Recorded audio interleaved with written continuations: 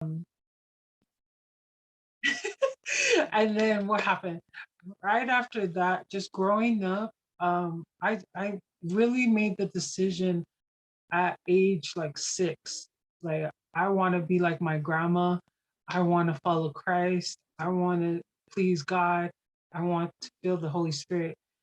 But in that period of time of making that decision, there were so many times where I wanted to walk away from that decision.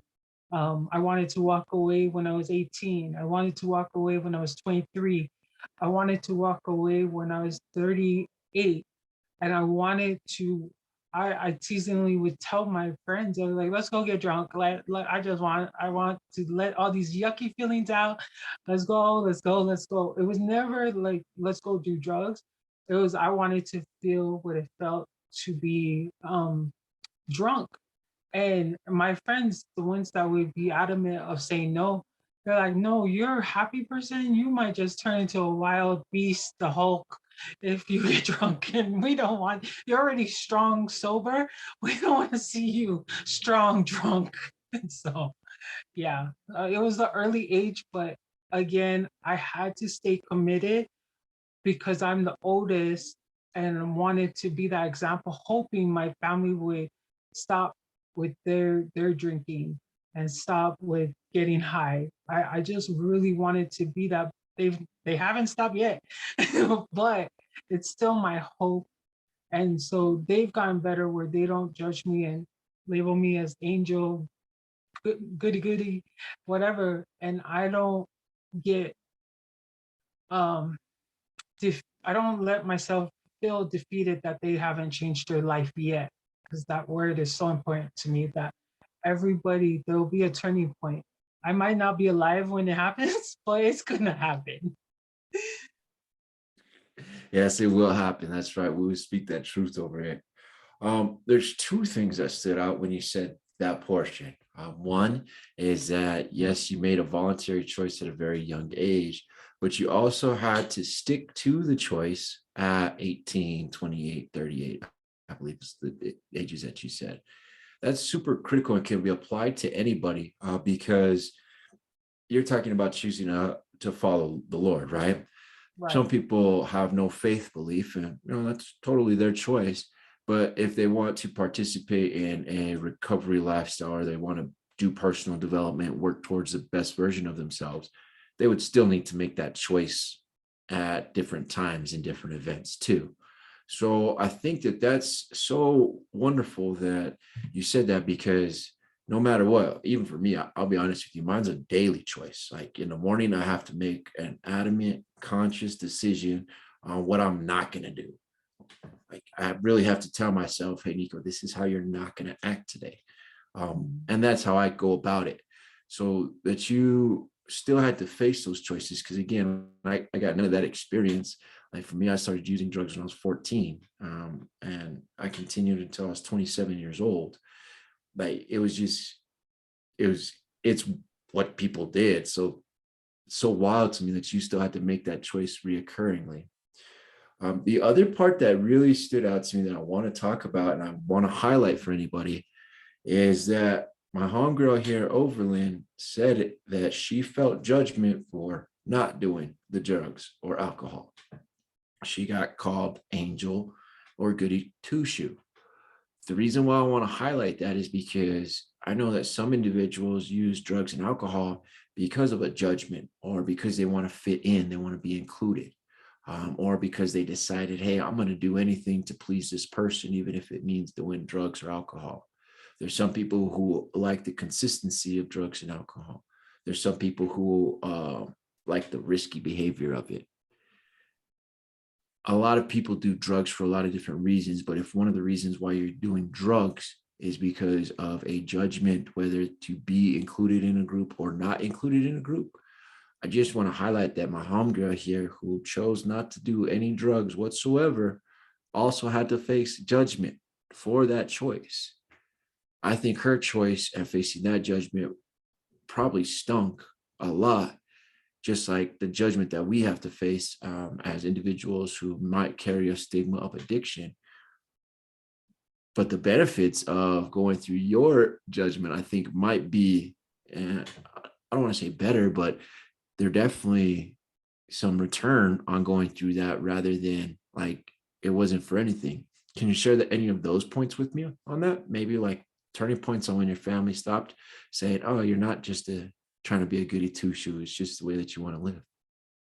Um, I think it was the consistency because a lot, again, we come from a religious family on both sides. So some are LDS and others are Christian. So in our LDS faith, we consider ourselves Christian, but there's a certain standard that you live by. And when you don't live by it, you get judged. And so my siblings kept seeing like people of our faith falling off, going to get drunk, being promiscuous, like sleeping around, and then okay, we're waiting for you. And I was just like, oh my gosh, that actually helped me to stay straight. And so when they kind of let up on it, um, it seemed to be now I was slacking because their judgment was taken off, and I wasn't like really staying strict on myself because I could feel them like accepting me. And then that's when I knew, oh, this is a whole different test now. Like now they're not judging. Now I'm needing to do this for real for myself and not just to be an example for them. And so there's so many different layers of it. But what I want to really say to your audience is that it goes back to the Bob Marley saying, "You're everybody's going to suffer. You decide how you're going to suffer. Like everybody's going to cause you pain." So I had pain when I was doing good, and then I had pain when I was starting to slack because they weren't judging me as much. So even though the pain hurts either way, I would say just going back to trusting yourself and knowing yourself, that's the key to helping you, especially if you're not religious. That's the key that's going to help you to be a better person because you're already a good person. You just don't think you're a good person because of the choices you've made, the addictions you have, but you're already a good person. You guys just change up your language. What me and Nico have learned through community, what we tell ourselves is what we're going to become. So if you're over there saying, I'm never going to be clean, I'm never going to make it in my life, well, then it's never going to happen. But if you wake up every day, hey, I'm going to do this.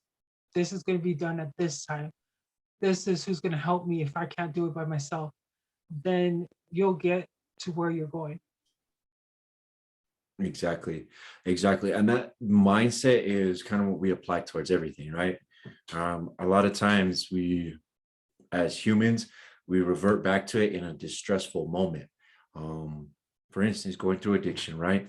You're saying in the morning, no, I just gotta stay clean. I just gotta stay clean. That is, if you repeat that to yourself enough, you become accustomed to it, right?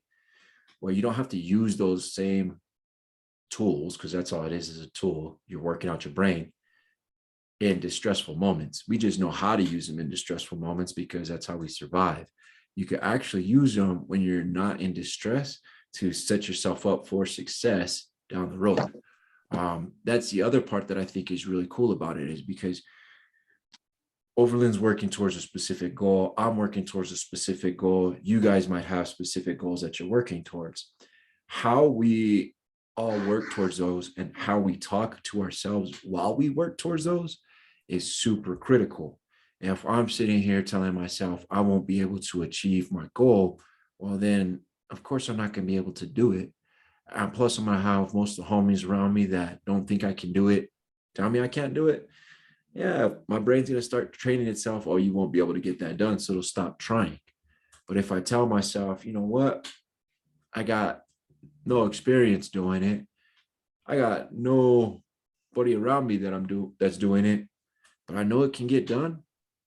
Your mind will start figuring out ways that it can get done. It'll start searching for people or searching for resources or searching for communities or searching for medicine that it will need to solve the problems. One of the guys that, yeah, he's a great thinker. He says his name's Ben Bach. I don't even know how to pronounce his last Yeah. name, but Ben yeah, Mayoto. Yeah, I don't even try that one. I know. But he says that us as humans are doing one of two things. We're either running from a pain or we're running towards a pleasure. Mhm. That's what we're trying to desire. So if we can start training our minds to think that the things that we want aren't painful, but they're pleasurable to achieve, the world is ours. And then you got all these, songs about it. I think you referenced Bob Marley. Shoot, I know SPM has a song like that. I know Boozy has a song like that. I'm not too sure of many of the newer rappers that have songs like that, but what I'm saying is there's people out there who have already been exposed to this type of thinking and mindsets, and it's proven in different fields. It's just how do you want to choose to use it? Right. So we got about 10 more minutes left in our conversation, OV, at least the recorded one. I could sit and chop it up with you for hours. We've done it before. We can do it again, but we got to respect the time of people. And I want to give them the most value with you being here.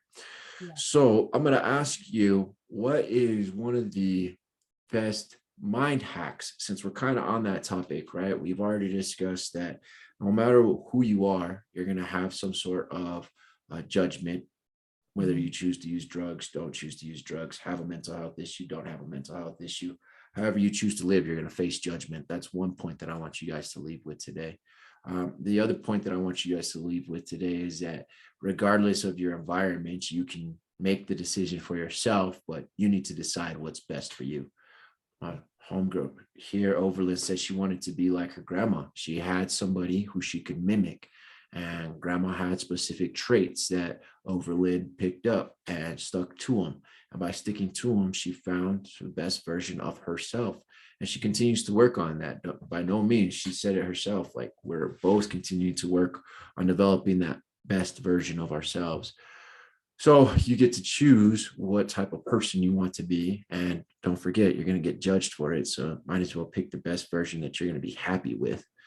And the third part right now is, what are you thinking? And how are you thinking about what you're trying to accomplish? So, what is one of the big goals that you have accomplished using this type of thought process, Overland? The biggest thing is waking up and being grateful that I'm alive. Um, what I've learned through community and the two coaches that I've had in the last 2 years is the statement I am. So I'm gonna send Nico this recording of one of my coaches. And I want you, this is what I go to sleep. He doesn't know this, but he posted it on YouTube. And so I'll give you guys the link. But I literally, because we talk about the subconscious mind, which we won't get into, but I used to go to sleep to slow jams. But I go to sleep with this recording and he names off a bunch of I ams. I did a list of my own I ams in 2020. It was like 43.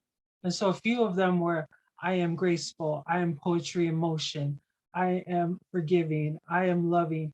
And I live by that. So as I'm falling asleep to these recordings, when I wake up, I don't feel as angry or as low of myself as I used to prior to 2020, and even prior to when he posted the recordings. And so, what I would say to everybody, I grew up loving the underdog story, watching those movies like Remember the Titans, Rocky, so Creed. I love watching those type of movies, but I had a revelation this past year is like you can love the underdog, but stop putting energy saying you're the underdog. Stop allowing other people calling themselves the underdog and let them know that they're the victor. They're their own hero. And so once you start feeding yourself this language, and not only like feeding it through your ears, but believing it and knowing it that it's you, then you'll wake up just grateful that you woke up. You're not even gonna look past that and be like, oh, I'm grateful for a new car. I'm grateful for like free lunch. Like waking up just to say that you're alive is gonna be the biggest thing. Like for me now is like if I don't do anything else, accomplish any kind of degree or certification, if I could wake up every day and pour into people, then I'm good. Like I'm good. Cause I always tell everybody, I am a billionaire in heaven. I have billions of dollars, but my account here on earth, we're gonna get there. We're gonna get there. So, It's guys, got some time to catch up. It's got some yeah, time and some opportunities to catch up. I got you. I'm with you on that one. I'm with yeah, you on that one. And guys, for those who are currently present when you're sitting there working through the program at Serenity Mesa, how you talk about yourself and how you talk about the situation that you are in is going to have a huge impact on the outcome. I have seen individuals go through that program and tell themselves that they're going to be successful. They're successful. I've seen individuals who have gone through that program and say, well, I'm not anything but X, Y, and Z, and talk down on themselves. And you know what? That's what happens. I can't tell you how important it is to talk to yourself kindly because the rest of the world really doesn't do that. The reality is the world that we live in is not about encouraging you. It wants to take anything that it can from you, and it's going to do it by any means that it possibly can. Uh, Most individuals who tap into these type of sessions or listen to these type of recordings have had that somewhat of that experience. The best way to exit those situations is to start describing in your mind who you are and the environments that you want to be in. The more that you do that, the more that you believe it, and then suddenly it becomes like where you're at. It's really crazy how it works. You really don't have to have a faith background to watch it work. There's been plenty of people who claim that they don't believe in God and have some results using this method. There are some people who believe in God and have the same results. But what I am saying is your self-talk is super critical. And getting around people who can talk you up rather than talk you down is secondly critical. That's why Overland is one of my most favorite people to talk to. Even just hearing her name when she says hello and her greeting, my face brightens up because thank you, Nico. she is that type of person. She has her trials, as you guys have heard tonight. She hasn't always had it lemon squeezy, right? But who Right, really has? Nobody gets the opportunity to have a lemon squeezy. It's how you get to do life after you get dealt that lemon. right. And just one more thing, Nico. Yes, Like ma'am. for you guys, don't be afraid to be different, but understand God, whether you believe in God or not, nobody asked you to be different. Just be you. Like seriously, be you. You're It enough. is. It's wonderful when you are yourself. So let's make sure that if they are interested in listening to more of your wisdom, hearing that kind of maybe like auntie grandma voice come down, that's what I'm getting from you. I love it. Yes, yes. Where are they going to be able to tap into? It's a podcast on any platform because you go through Anchor, but what's the name of it again? Overland spot. And you guys can find me on Instagram, overland underscore AFO, AFO. So Gotcha. please, yeah, come. That's what our pages are for, is to give you guys that encouragement. If you can't find anybody else, but you guys have Nico, I know he's doing great things here. And so I just want to add to that. And definitely this will not be the last time you'll hear from me. No, it won't. It won't. Here is the other thing that I'd like to plug in there. HAC is always doing events. If you guys would like to make donations to healing addiction in our community, you can go to their website. They are always looking for volunteers there as well. We are trying to make sure that the addictions that people want to get away from, they have opportunities and resources to do that. The goal around here for me is to make sure you have some thoughts to think on. So I asked that if anything, they had you sit here for an hour or you chose to sit here for an hour, take something away from it and apply it, please. I can do this all day. I don't mind it, but the goal is to add value into your life so that you can add value into your community. Again, you're not created to be an angel. You are Yeah. created to do better. Thank you so much. This wraps up our series. You guys have a good evening. Thank you guys.